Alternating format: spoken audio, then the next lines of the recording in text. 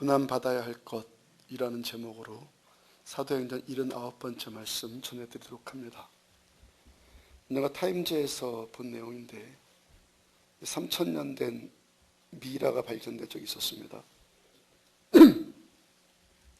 미이라의 그 손에 미랄이 하나 쥐어져 있었는데 아마도 그 당시 풍습이 죽은 사람 손에다가 미랄을 쥐어줬던 것 같습니다. 학자들이 시체 손에 놓여있던 미랄을 가져다가 땅에 심어 봤는데 놀라운 것은 미랄이 뿌리를 내리고 싹이 나더라는 거예요. 여러분들이 믿거나 말거나 이것은 사실이고, 여기서 우리가 중요한 진리 한 가지를 얻을 수 있지 않습니까? 죽은 사람 손에 미랄이 들려있을 때는 아무 일도 나타나지 않더라는 거예요. 그 미랄이 땅에 묻히고 죽어서 썩으니까 열매를 맺어요. 죽으니까 생명이 나오더라는 겁니다. 역설 아닙니까? 그대로 놔두면 3000년이 흘러도 아무 일도 나타나지 않는데 땅에 떨어져 죽으니까 금방 열매가 나오더라는 거예요. 그러니까 생명 탄생, 한 생명이 탄생한다는 것 어떻게 된다는 겁니까? 내가 죽고 내가 썩으니까 나로 인해서 생명의 열매가 맺히더라는 겁니다. 탄생뿐만이 아니라 자라는 것도 마찬가지입니다. 요즘에는 화학 비료를 많이 쓰는데 원래 비료가 거름 아닙니까? 거름. 거름이 뭡니까? 그 나뭇잎이나 풀잎 같은 것을 썩히는 거죠. 그 썩은 것을 땅에다가 묻으니까 그 거름덩이에서 싹이 나오고 이 줄기가 생기고 열매가 맺히더라는 거예요. 죽으니까 썩으니까 나로 인해서 열매가 맺히더라는 겁니다. 이것도 역설 아닙니까? 또 햇볕을 또 생각해 봐요. 햇볕을 강하게 받으면 다 탑니다. 그 햇볕이 강하게 쬐이는 곳에 뭔가를 놓으면 색이 바래잖아요. 색이 바래든지 타버리든지 나중에 못 쓰게 되잖아요. 근데 살아있는 생명은 안 그래요. 생명이 있으면 햇볕을 받으면 솟아오르고 더 건강해집니다. 거기다가 바람까지 강하게 불어서 그 나뭇가지들을 막 흔들어 놓으면 뿌리가 땅속으로 더 깊이 뿌리를 내리죠. 이것이 뭡니까? 생명의 역설이라는 거예요. 생명은요, 내가 죽을 때 생명이 탄생하고, 내가 죽을 때 생명이 더 잘 자라고, 내가 죽어야지 생명이 열매를 맺힌다는 거예요. 이게 생명의 원리예요. 생명의 원리 한마디로 뭐라고요? 죽어야지 탄생된다는 거예요.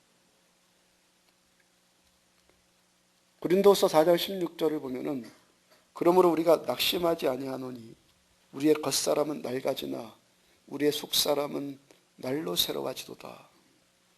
내가 낙심하지 아니한다. 우리가 낙심하지 아니한다 하는데 우리 아닌 쪽, 우리는 낙심하지 않는다. 그렇다면 우리 아닌 쪽의 사람들은 낙심한다는 말 아니겠어요? 우리 쪽의 사람은 썩고 죽고 햇볕에 쪼이고 바람에 흔들려도 낙심하지를 않는데 우리 쪽이 아닌 사람들은 그런 것들이 오면은 죽고 썩는 일이 생기면은 낙심한다는 말이잖아요. 자, 여러분들은 사도 바울과 같은 편의 사람들이 되어서 낙심하지 않는 사람들 되기를 축복합니다. 보편적으로 낙심들 잘하잖아요. 많이들 낙심해요. 사람들이 보편적으로요. 주로 낙심하는 이유가 있습니다. 온전히 낙심하지 않는 경우는 없겠지만 그래도 어떤 사람은 낙심을 자주 하고 어떤 사람은 낙심을 좀 적게 하고 이런 경우는 있잖아요. 어떤 사람이 낙심을 자주 하냐면 주로 자기만 생각하는 사람, 주로 자기만 생각하고 사는 사람이 낙심에 잘 빠져요. 내가 죽으면은 저쪽이 살아요. 내가 고생하면은 다른 사람이 수월해지죠. 나 하나 참아버리면 모두 다 편해진단 말이에요. 근데 이 사람이 주로 자기만 생각하고 사니까 그 주변이 막 시끄러워지고 그러니까 계속해서 낙심을 반복하면서 살게 돼요. 왜 어떤 사람이 자꾸만 상처받는다 합니까? 주로 자기중심적인 삶을 사는 사람이 상처를 받아요. 또 현재만 보고 사는 사람이 또 주로 낙심을 해요. 어떤 사람이 주로 눈앞의 일만 보고 사니까, 그것만 생각하면서 사니까 낙심하지, 먼 미래를 생각하면서 살면은 낙심하는 일에 강해진단 말이에요. 약 먹는 거 좋아하는 사람 있습니까? 근데 약 먹고 나을 거 생각하니까 약이 쓰더라도 먹잖아요. 수술해서 건강한 몸으로 회복되어질 것을 기대하니까 그 수술하는 고통도 참아내잖아요. 금요일날 어떤 구역분들과 함께 점심을 먹는데요. 누구 얼굴에 뭐 눈썹 문신을 했느니, 뭐 눈꺼풀에 뭐 아이라인 문신을 했느니 안 했느니 합니다. 그러니까 눈썹이나 눈꺼풀이나 아주 예민한 부분 아닙니까? 거기를 바늘로 찌르면은 얼마나 아프겠어요. 그래도 참잖아요. 한 20분, 20분만 참으면은 예뻐질 것 기대하니까 참아요. 하여튼 미래를 조금이라도 더 앞을 생각하는 사람이 더 잘 참을 수 있는 거예요. 또 한 가지는 한 부분만 생각하는 사람, 일부분만 생각하는 사람이 자꾸 낙심을 하는 거예요. 이 예는 어떤 교회나 어떤 공동체나 마찬가지일 테니까 여러분들에게 이 질문을 드리는 거 우리 교회뿐만 아니라 모든 교회들이 할 거니까, 교회 일만 놓고 보면요, 교회 일만 놓고 보면은 여러분들이 더 낙심을 더 잘할 것 같습니까? 아니면 제가 더 낙심을 더 많이 할 것 같습니까? 물론 뭐 여러분들 가운데 저보다 낙심 덜 하는 분들도 계시겠지만 제가 좀 보편적으로 좀 덜하지 않겠어요? 저는 전체를 보기 때문에. 그래서 언젠가 리더 모임을 가지면서 리더들에게 제가 부탁한 것이, 정말 부탁한 것이 목사의 마음을 좀 가져달라고 부탁을 했어요. 그러니까 우리들 모두가, 저뿐만이 아니라 우리들 모두가 전체를 보는 눈이 열리면은 낙심 덜하게 될 것이고, 또 우리 교회도 그만큼 건강한 교회 되지 않겠습니까? 전체를 보는 눈이 열리면. 이 앞에 것들을 종합할 수 있는 이야기일 텐데, 육체의 일만 생각하고 살면요, 또 낙심하게 돼요. 여러분, 육체는 자꾸만 쇠락하잖아요. 겉사람은 낡아진다고 그래요. 낡아질 수밖에 없는 육신적인 것들의 가치를 두고 사니까, 본래 육신의 속성은 낡아지는 것인데 거기다 자꾸 가치를 두니까 낙심할 수밖에 없게 되죠. 어떤 사람이 불로초를 구했다고 그래요. 불로초를 구해다가 자기 동네 사람들, 온 동네 사람들과 다 나눠 먹었어요. 불로초 먹으니까 사람들이 다 안 죽습니다. 안 죽으면 좋을 줄 알았는데 웬걸요, 사람들이 나이가 한 150쯤 되니까 자살하는 사람들이 속출하기 시작합니다. 왜 자살하느냐 했더니요, 대답이 아주 재밌어요. 저 할망구하고 지긋지긋해갖고 더 이상은 못 살겠다는 거예요. 저 할망구와 저 영감태기와 더 살아봤자 사는 게 죽는 이만 못하다는 거예요. 우리나라 이 노랫말이 일리가 있는 것 있어요. 노새노새 젊어서 놀아 늙어지면 못 노나니. 늙어지면 못 노나니. 그렇지 않습니까? 늙어서 팔다리가 다 쑤셔오는데 논다고 재밌습니까? 안 아픈 데가 없는데 여행 가면 즐겁습니까? 차 타고 다니면서 구경하는 것이 아니라 3박 4일 내내 차에서 졸아요. 노란 깃발만 보다가 그게 끝나요. 그 여행이 뭐가 재밌겠어요?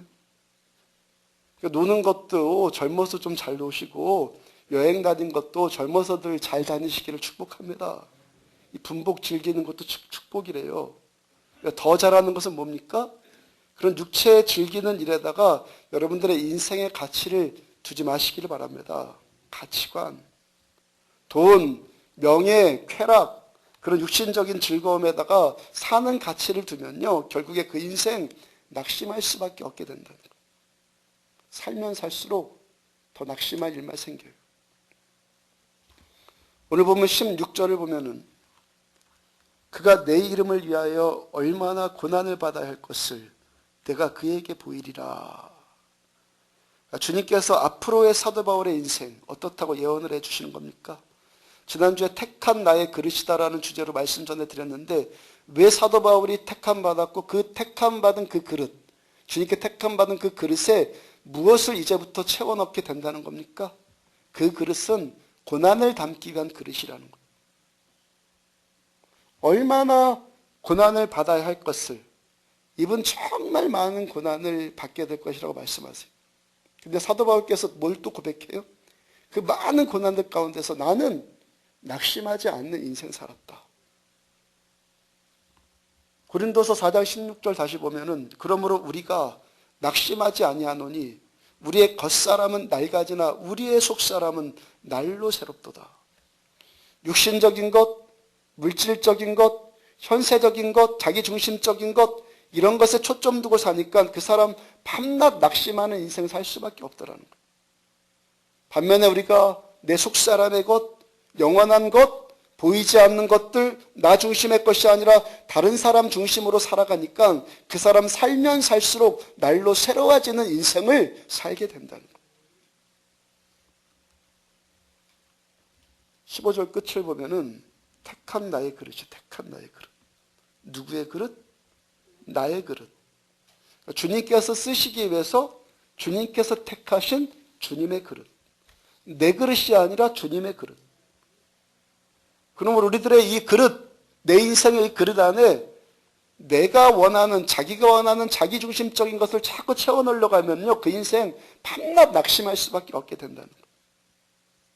그러니까 주님께서 원하시는 주님의 것, 주님의 것을 내 안에 채워 넣을 때 우리가 날로 새로워지는 인생을 살게 될 줄로 믿습니다.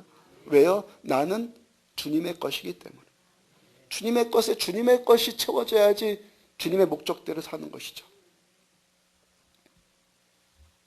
16절에 고난받는다는 이 말이 헬라어로 파스코입니다. 파스코의 문법을 따져보면 수동태가 아니라 능동태예요. 고난 당한다는 것이 아니라 고난을 받는다. 받는다는 거예요. 그러니까 바울이 불가항력적인 상황에서 할 수 없이 고난을 당한다. 이것이 아니라 자기가 스스로 자발적으로 내가 고난받는 삶을 산다는 거예요. 고린도서 11장 24절 이하를 보면은 사도 바울이 뭐라고 고백하냐면 매맞는 것 수없이 많이 맞았다. 유대인들에게 매를 맞았는데 40에 하나 감한 매를 5번 맞았다. 40에 하나 감했다는 말이 몇 번 맞았다는 거예요? 39대를 맞았다는 거예요. 유대인들의 법으로는 40대 이상을 때리면 안 돼요.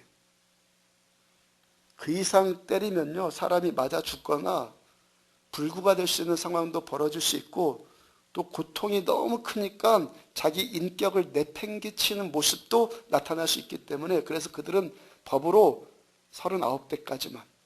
그러니까 사람이 맞을 수 있을 만큼 가장 많이 맞는 매를, 그것도 한 번도 아니고 5번이나 맞았어요. 5번이나.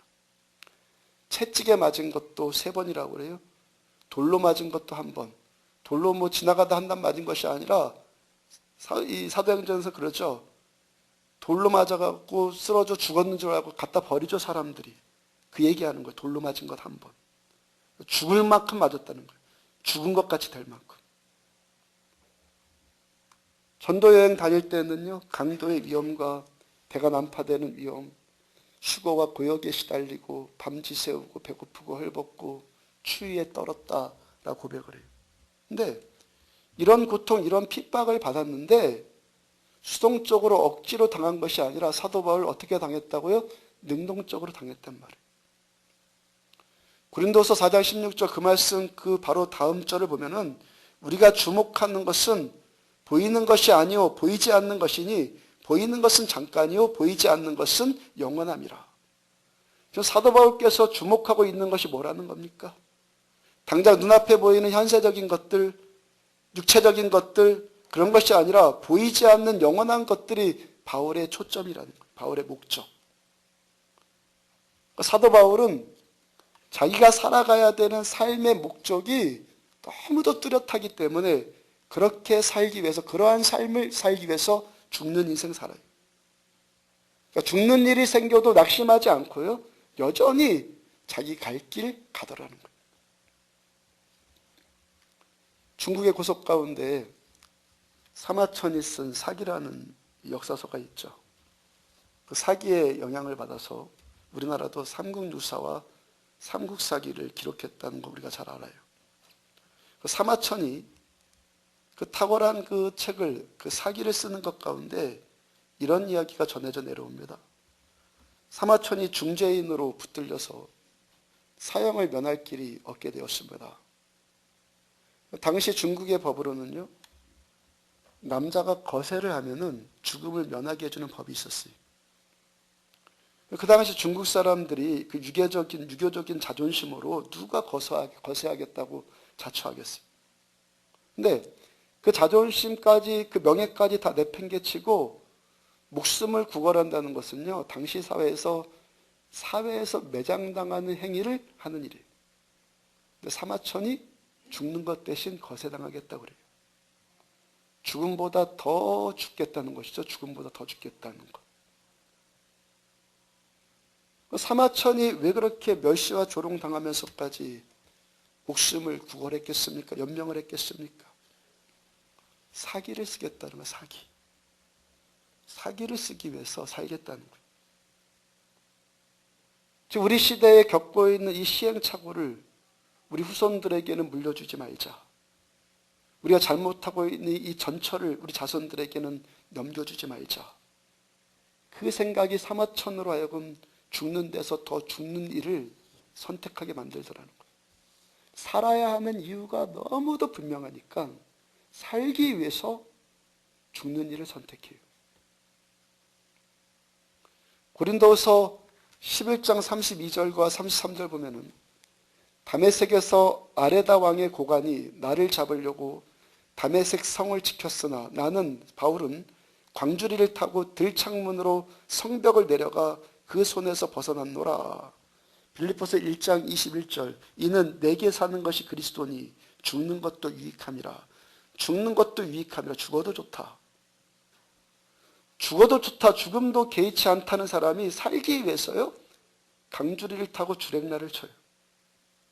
히브리인 중에 히브리인이다. 나는 율법으로는 바리새인이다. 그렇게 자처했던 사람이 강주리에 달려서 목숨을 구걸할 일입니까? 바울을 대적하는 사람들이 뭐라 하겠습니까? 야, 죽음도 두렵지 않다는 그 사람이 이게 뭐냐, 야. 앞뒤가 안 맞는 사람이다, 저 사람. 저 입으로만 큰 소리 치는 사람이다. 그러지 않겠어요? 사도 바울이 왜 그런 거예요? 살기 위해서 살겠다는 것이 아니라 죽기 위해서 살겠다는 거예요.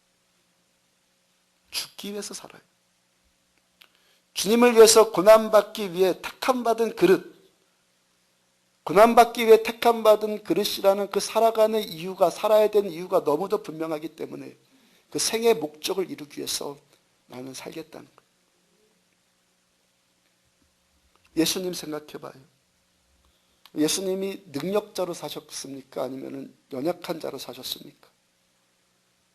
능력자로 살았어요? 연약한 자로 살았어요?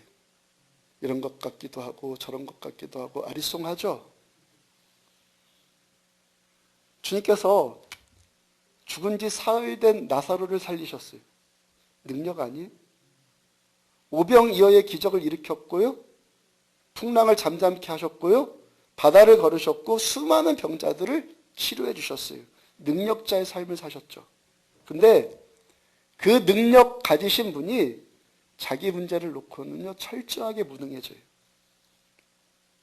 성경 보세요.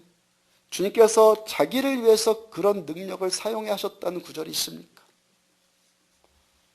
복음서를 보면요, 주님이 피곤해서 백고물에서 누워 주무세요. 백고물 아시죠? 위에서 그냥 누워 주무시는 거예요. 주님께서 배고파하시니까 제자들이 먹을 것 구하러 다닙니다. 보리떡 5개와 물고기 2마리를 가지고 기적을 일으켜서 5,000명을 먹이신 분이 자기 먹을 것을 위해서는 구걸을 하세요. 죽은 자까지 살리신 능력의 분이 자기 피곤함 풀기 위해서는 그냥 백곰을 위해서 누워 주무세요. 예수님은 자신을 위해서 한 번도 그 능력을 사용하시지 않았어요. 오히려 예수님은 자기를 위해서 자기를 죽이는, 오히려 자기를 죽여버리는 철저하게 무능한 자의 삶을 살아요. 그 대표적인 사건이 뭡니까? 십자가 사건. 나사로 그 외에 또 죽은 자들을 살리신 예수님이 자기는 그냥 죽어버리세요. 십자가 위에서 죽는 것보다 더 많이 죽을 수 있는 방법이 있습니까? 침뱉음 당하시고 팬티도 아니고 실오라기 하나 걸치지 않고 나무 위에 달리시고 창에 찔리시고 채찍 맞으시고 그것도 단숨에 죽는 것 아니라 몇 시간 동안 그 십자가에 달려서 그 고통과 온갖 수치를 다 죽는 죽음을 맛봐요. 주님께서 그 죽음 당하신 이유가 어디에 있다 말씀하십니까? 그런 죽음, 얼마든지 살 수 있는 분이 그런 죽음을 자처해서 그 고난당하신 이유가 어디에 있다 말씀하십니까? 요한복음 10장 10절을 보니까 내가 이 땅에 온 것은 내가 살아가는 목적은 양으로 생명을 얻게 하고 더 풍성히 얻게 하려 하는 것이라. 양이 누구예요? 저 여러분들. 우리가 생명을 얻고 더 풍성한 생명을 얻게 하기 위해서 주님이 죽으세요. 누군가 죽어야지만 생명은 살아나기 때문에. 다시 한번요. 누군가 죽어야지만 생명은 살아나기 때문에. 내가 사는 것 가지고는 생명을 살릴 수 없기 때문에. 내가 죽어야지만 생명을 얻되 더 풍성히 얻는 역사들이 나타나기 때문에. 이 생명, 육신의 생명 아니라는 걸 아시죠? 영원한 생명. 우리가 누군가 전도하면서요, 당신 예수 믿고 구원받으세요 하면 저쪽에서 대부분 어떻게 나옵니까? 살모사 눈을 쫙 하고 쫙 째려봐요. 나는 살모사보다 더한 코브라 눈을 해가지고, 야, 감히 내가 하나님 말씀 전하는데 왜 나에게 눈에 힘주고 난리입니까? 그럼 됩니까? 어떤 분은 함께 교회 가자고 했더니만 너 십자가로 맞을래 그러더라는 거예요. 우리 웃지만 정말 함부로 말하는 것 아니에요, 그거? 주님 어떻게 생각해요, 주님? 주님 그 소리 듣고 어떻게 생각해요? 그 십자가가 어떤 건데? 우리 생각에 그 함부로 말하는 혀가 그냥 팍 꼬부라져 갖고 다시는 펴지지 않게 되면은 당장 그 사람 예수 믿겠다고 하지 않겠어요? 하나님께서는 그런 방법으로 생명을 구원하시지 않겠다는 거예요. 자신이 죽는 십자가로만 생명을 구원하시겠다는 거예요. 오늘 본문 이전의 4절을 보면은 땅에 엎드러져 들음에 소리가 있어 이르되 사울아 사울아 내가 어찌하여 나를 박해하느냐. 사울이 바울되었어요. 사울이 어떻게 바울되어서 그 사도 바울을 통해서 땅끝까지 이르러서 생명들이 살아나는 역사가 나타납니까? 사울이 예수님을 박해했기 때문에. 사울아 사울아 네가 어찌하여 나를 박해하느냐. 사울이 예수님을 박해했기 때문에.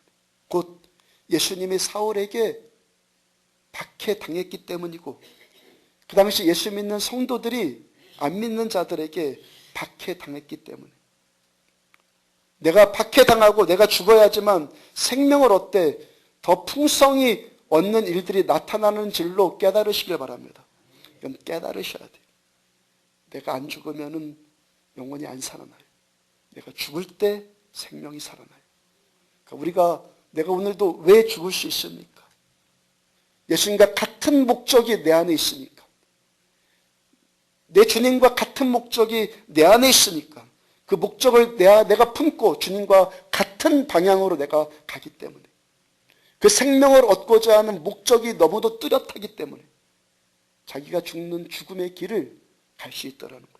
그 목적이 너무 뚜렷하기 때문에. 16절에서 고난받는다는 이 헬라어 파스코, 이 파스코가 고난받는다는 의미와 함께 영향을 받는다라는 뜻도 같이 들어있어요. 영향을 받는다. 그 16절 말씀을 이렇게도 번역할 수 있습니다. 그가 내 이름을 위하여 얼마나 영향을 받아야 할 것을 내가 그에게 보이리라. 누가 누구에게 영향을 받는 거예요? 바울이 예수님께. 그러니까 이 두 가지 의미를 합쳐보면은 어떤 뜻이 새겨집니까? 우리가 주님을 위해서 고난을 받으면 받을수록 그 고난을 받는 만큼 주님의 영향력이 내 안에 더 깊이 새겨진다는 말이에요. 우리가 주님을 위해서 고난을 받을 때 내 인생을 향하신 주님의 영향력이 더욱더 강력하게 나타난다는 거예요. 그 고난을 받을 때 하나님의 말씀이, 내가 고난받을 때 하나님의 말씀이 하나님의 말씀으로 들리기를 시작하잖아요. 지금까지 말이었어요. 참 저 사람 말 잘한다 저거. 정말 내 마음에 든다 저거. 다 저 말 가지고 나를 치네. 지금까지 말이었어요. 근데 이제는 말씀이 돼요. 말씀이 돼요. 말씀이 되어서 내 삶 가운데 영향을 끼치기 시작해요. 그래서 어떤 사람이 참 신자가 되는 첫걸음이, 참된 신자가 되는 첫걸음이 제가 뭐라고 전해드립니까? 지금 이 설교가 말이 아니라 말씀으로 들리기 시작할 때 참된 신앙의 반열에 들어서는 거예요.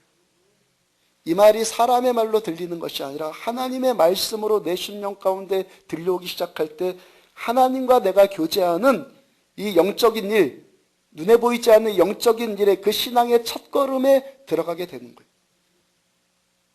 이 일이 주로 고난을 통해서 되어진다는 거예요. 고난을 통해서 하나님의 말씀이 하나님의 말씀으로 들려오고 하나님의 그 말씀이 나에게 영향을 주어서 나에게 은혜를 주고 나에게 힘을 주고 나에게 소망을 주는 거예요. 그래서 우리가 이 고난 가운데서도 주님께서 나와 함께 하시는 주님의 그 영향력으로 이 고난을 넉넉히 우리가 이겨나가는 거예요. 오늘 새벽에 창세기 말씀 전하면서 요셉에 대한 말씀 지금 전하고 있어요. 아무리 생각해봐도 요셉은요, 성품적인 이유 때문에 고난받을 이유가 없는 사람이에요. 요셉은요, 타고나면서부터 좋은 성품 가진 사람이에요. 만약에요, 요셉이 노예로 팔리고 모함당하고 감옥에 갇히고 이런 연단들이 없이 그 원수 같은 형들 만나서 자기 팔아먹은 그 형들 만났으면은, 그 연단이 없이 자기 형들 만났으면은 요셉이 용서를 했겠습니까? 안 했겠습니까? 안 했다 그러죠? 아니야, 용서했을 거예요. 요셉은요, 좋은 성품 가진 사람. 그런 고통의 시간들이 없었어도 요셉이요, 수년, 이미 몇십 년 흘렀잖아요. 이미 형들 보고 울었을 거고 형들에게 가장 좋은 것을 줄 만한 사람. 자기 형들이 거짓골 되어서, 나라도 그렇게 안 하겠어요? 여러분들이라도? 자기 형들이 와서 거짓골 되어갖고 자기 목숨 살려달라고 하는데 어느 정도만 되면 다 용서할 수 있어요. 아닙니까? 나는 죽어도 용서 못해요 그거? 할 수 없어요 그러면요. 그것도요, 하나만 거짓골 되어서 나타난 것이 아니라 줄줄이 사탕으로 한타스가 돼갖고 나타나갖고 나 좀 살려달라고 그래요. 그것도 모두 다 자기 친형들의 친형들. 웬만큼 악한 사람이 얼마나 악해서 거기다가 침 뱉겠어요. 어떤 사람이 신앙이 쉽게 율법적이 되고 쉽게 종교적이 되는 이유가 이 부분에서 속기 때문에 그래요. 신앙이 뭔가? 좋은 사람 되는 거다. 막연히 그렇게 생각하기 때문에. 왜 연단이 필요한가? 착한 사람 되기 위함이다. 이 막연한 생각에 속아갖고 신앙생활하기 때문이에요. 요셉이 왜 형들을 용서하게 되었는가? 그 많은 고난을 겪으면서 그 사람이 용서의 사람이 되었기 때문이다. 우리가 막연하게 그렇게 생각하기 때문에 그 신앙이 윤리적이 돼버리고 율법적이 돼버리는 거예요. 요셉만큼 태어나면서부터 어렸을 때부터 착한 사람 없어요. 요셉 어렸을 때부터 죽을 때까지 나쁜 말 한 번 해본 적이 없어요. 이미 그는 용서할 수 있는 사람이에요. 천선적으로 타고났어요. 그런 요셉에게 도대체 왜 연단이 필요하냐 말이에요. 왜 그 고통의 문제가 필요하냐 말이에요. 하나님이 요구하시는 진짜 신앙은 그 정도 윤리적인 수준 아니라는 거예요. 수준이라고 수준, 그거 필요 없다는 거 아니에요. 그 수준 이상의 것을 하나님이 요구하신다는 거예요. 창세기 45장 8절 보니까 그런즉 나를 이리로 보낸 이는 당신들이 아니오 하나님이시라. 하나님이 나로 바로에게 아버지로 삼으시고 그 온 집의 주로 삼으시며 애굽 온 땅의 통치자로 삼으셨나이다. 나를 이리로 보낸 것, 당신들이 나를 팔아먹었기 때문에 내가 여기 온 것이 아니라 하나님의 계획에 따라서 내가 여기 온 겁니다. 하나님이 그래서 나를 바로에게 아버지로 삼으셨고 하나님이 그 온 집의 주로 삼으셨고 하나님이 애굽 온 땅의 통치자로 나를 세웠습니다. 하나님이 내 잘난 성품 때문에 이렇게 된 것이 아니라 하나님이 나를 이렇게 세우셨습니다. 고통 후에 낙이라고 내가 잘 참고 견뎠던 이렇게 되었소가 아니라 그건 세상의 인본주의 얘기 아니거든요. 그게 아니라 하나부터 열까지 다 하나님이 다 하셨다는 거예요. 고통이 왜 필요합니까? 고통을 통해서 하나님이 더 보이는, 하나님만 더 바라보는 눈이 열리는 거예요. 신앙은 하나님 아는 거예요. 가지가 포도나무에 붙어 있듯이 우리가 하나님께 붙어 있으니까 하나님의 그 마음, 하나님의 그 성품, 하나님의 일이 나타나지는 것, 이게 신앙이에요. 요셉이요, 그 긴 고난의 터널을 거쳐 나오면서 하나님과 더욱더 가까워져요. 하나님의 말씀을 더 잘 듣는 사람이 돼요. 민감하게 주님의 음성을 들어요. 하나님의 음성에 더 민감해진 사람이 되었고, 그래서 전능하신 하나님의 일이 나타날 만한 사람이 되었어요. 내가 잘나서 내 수준으로 일이 되는 것이 아니라 나를 통해서 하나님의 일이 나타날 만한 사람이 되었단 말이에요. 욥도 마찬가지예요. 성경이 욥을 처음 소개할 때 뭐라고 말합니까? 욥기 1장 1절 첫 절, 우스 땅에 욥이라 불리우는 사람이 있었는데 그 사람은 온전하고 정직하여 하나님을 경외하며 악에서 떠난 자더라. 욥이 온전하다, 정직하다, 하나님을 경외한다, 악에서 떠났다. 여러분, 세상에 이 정도 할 수 있는 사람이 도대체 어디 있어요? 욥이 정말 그러한 자라는 것을 강조하기 위해서요, 그와 같은 말씀이 두 번이나 또 나와요. 욥기 1장 8절, 여호와께서 사탄에게 이르시되 내가 내 종 욥을 주의하여 보았느냐? 그와 같이 온전하고 정직하여 하나님을 경외하며 악에서 떠난 자는 세상에 없느니라. 하나님이 직접 마귀에게 욥은 그러한 자다. 그 다음 2장 3절, 그와 같이 온전하고 정직하여 하나님을 경외하며 악에서 떠난 자가 세상에 없느니라. 이 세상에 저런 자 없다. 그 성품에다가 도대체 뭘 또 가감할 것이 있어서 자식들 열이 다 죽고 자기 재산 다 날리고 나중에 아내도 배신하고 친구들도 다 배신하는 그런 고통의 시간이 필요합니까? 욥기 23장 10절 보면은 그러나 내가 가는 길을 그가 아시나니 그가 나를 단련하신 후에는 내가 순금같이 나오리라. 욥이여 이미 순금 아니야, 이미 순금. 그가 나를 단련하신 후에는 내가 순금같이 나오리라 하는데 이미 순금이단 말이에요. 도대체 뭐가 또 순금으로 나와야 되겠냐는 거예요. 더 정확하게 말하자면은 성경이 말씀하시는 순금이 뭐예요? 순금이? 성경이 말하는 정금. 욥기 42장 5절, 이 모든 일들이 다 끝난 다음에 욥이 고백을 해요. 내가 죽게 대하여 귀로 듣기만 하였사오나 이제는 눈으로 주를 보았나이다. 이 말씀이 순금이에요. 이제까지 하나님에 대해서 귀로만 듣는 추상적인 관념적인 하나님이었어요. 욥이 자기가 잘난 것이 너무 많기 때문에 자기 의로도 충분히 잘 살 수 있었어요. 하나님께서 그 잘난 것, 자기 의로움 그런 걸 가지고 순금이라고 인정하지 않는단 말이에요. 귀로만 듣던 추상적인 하나님이 이제부터는 내 눈으로 볼 수 있는 하나님이 될 때 그게 순금으로 나오기를 시작하는 거예요. 더 느껴지는 하나님, 더 실제적인 하나님, 더 현실적인 하나님, 더 구체적인 하나님이 될 때 이게 순금이에요. 하나님의 음성이 민감하게 들려와요. 하나님의 말씀이 진짜 하나님의 말씀이 되어서 나에게 하늘의 영향력을 끼쳐나가기 시작해요. 자기 잘난 것 같고 세상 사는 것 아니라 그 전능하신 하나님의 영향력으로 세상 살아가는 거예요. 계속 말씀드리는데 신앙생활은 머리로 몇 가지 터득했다고 해서 되는 것 아니에요. 이런 말 하면요, 등 돌리는 분들이 있는데 정말 불쌍한 사람. 그 가짜에 머물리지 않고 진짜로 우리들 나아가자고 지금 촉구하는 것 아니에요? 하나님도 모르면서 교회 다니면 도대체 뭐예요? 신앙이 내가 하나님을 섬기고 하나님을 아는 것인데 내가 하나님의 존재가 느껴지지 않아. 그게 무슨 신앙이에요? 이 소리 듣고 나가 죽으란 말입니까? 거기서 돌이켜갖고 진짜 신앙생활 하자는 것 아니에요. 하나님께 정말 영향을 받는 살아있는 그 신앙. 머리로 몇 가지 공부하고서 그거 하는 것은요, 그 율법이고 종교일 뿐이지 참 신앙 아니란 말이에요.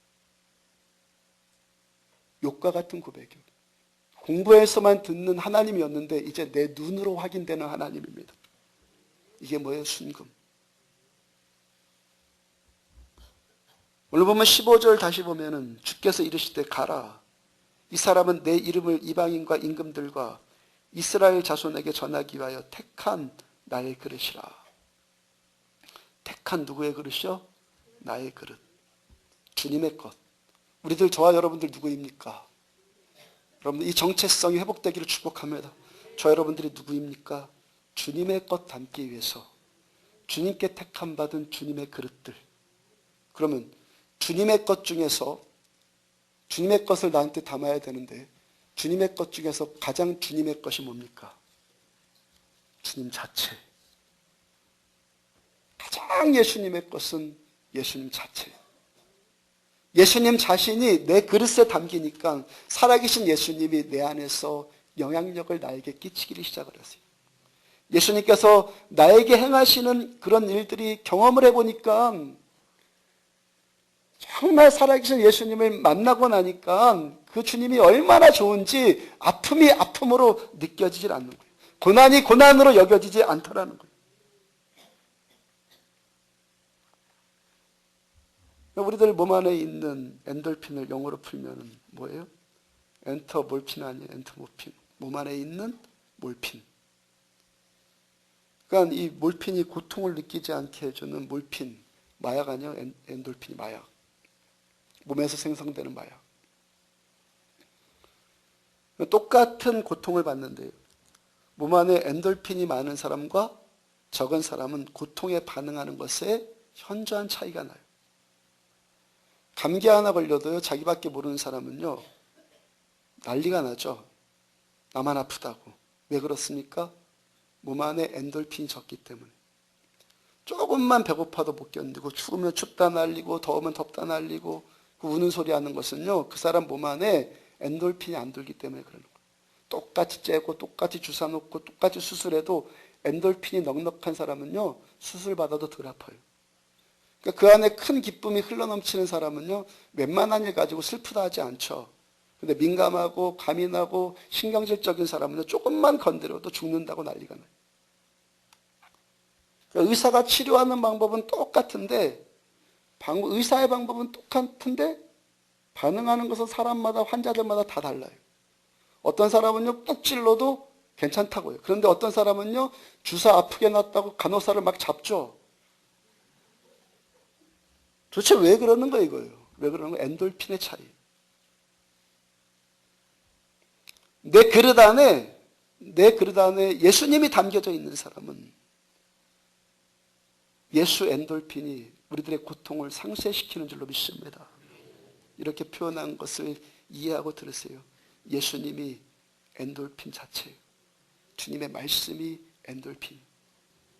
주님의 말씀이 주님의 음성으로 들리면 이 고통을 넉넉히 이기게 해요. 그러므로 고통이 크면 클수록 내가 이 엔돌핀을 아니까 더 원할 것 아니겠어요? 더 원해요. 고린도서 4장 17절 보면은 우리가 잠시 받는 환난에 경한 것이 지극히 크고 영원한 영광에 중한 것을 우리에게 이루려 함이니 잠시 받는 환난에 경하다. 이 사도 바울의 고백이에요. 아까 고린도서 말씀 전하면서 사도 바울이 어떤 고난 당했는지 말씀드렸죠. 사도 바울이 지금 그 고난을 어떻게 표현해요? 잠시 받는 작은 환난.